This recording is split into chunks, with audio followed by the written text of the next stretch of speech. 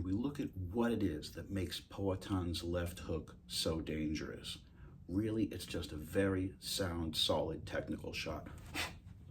The incredible thing about it, though, is if you look at his knockout of Prohaska, he was using a classical, almost check hook, counter hook, moving back. And if you look at his knockout against Strickland, it's a totally different shot. It's like a Mike Tyson shovel hook. This guy is able to move forward 2 feet, move backward 2 feet, pivot out of the way, or pivot into the way, and still starts you with a left hook. He can plant his rear foot and step in.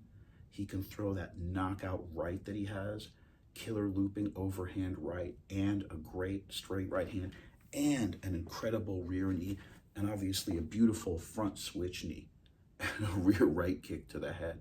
The combination of the setup of those weapons, using the right hand to set up the left hook, and then the rear knee, this is the exact combination he uses for every single one of his knockouts. But the left hook, which has been getting so much attention, is really a shot that he's mastered at any and all ranges. And usually it's really a shot that people don't have unless they're a converted southpaw, which is why often you find right-handers use this kind of counter left hook. Poatan is able to step in, drive in, shovel in, replace the shoulders like Tyson, move in like that, and naturally get that position off of throwing his right hand, as well as, like I said, countering going backwards. And he's able to do this with this dynamic footwork, so it's really like a 5-foot span back and forth, arranged to wherever your head moves in on that target.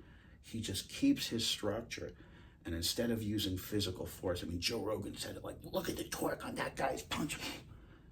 Not really. I mean, it's not a Joe Frazier left hook. It's not like a Paul Daly hook where he's really turning and chomping on it. He's just using his structure, which is why, unlike those guys, like, he has knockouts going backward. He has knockouts going forward. And where he feels comfortable is that Nick Diaz range, where he's creating pressure, where most people get nervous and they fall for feints and they fall for pull counters, and they throw shots that are blocked on the outside of his arm, and he will come in and counter at that mid-range where he became a champion, where he got those 25 knockouts in kickboxing with just this sublime use of structure as opposed to physical force. So Poatan is a force to be reckoned with.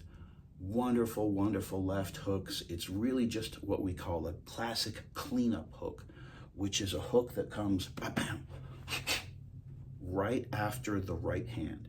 And with him, he's even setting up the right hand as a swing punch, what we call in Muay Thai a swing punch, which is not a straight right hand, but a right hook.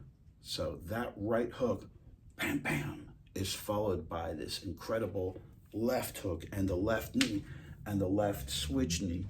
It's just an incredible pressure fighter, a guy who's built a career being in the pocket, getting knockouts, and yet not taking damage because of his comfort in that danger zone and his incredible, solid foundational technical skills. So big up to Poatan.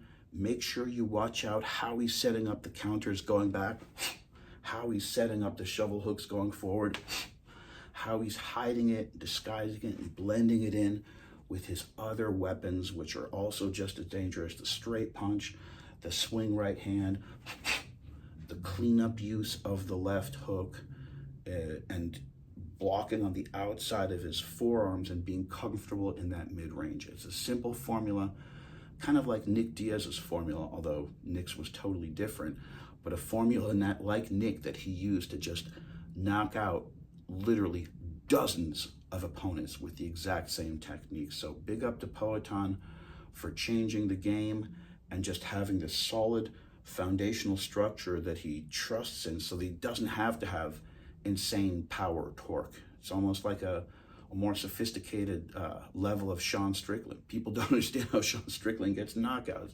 Looks like he's going for a walk in the park. That's because his positioning and his body mechanics and his timing and his physical coordination and strategy, just the basics he's using, are so solid that they wind up working well. So work on those fundamentals, guys.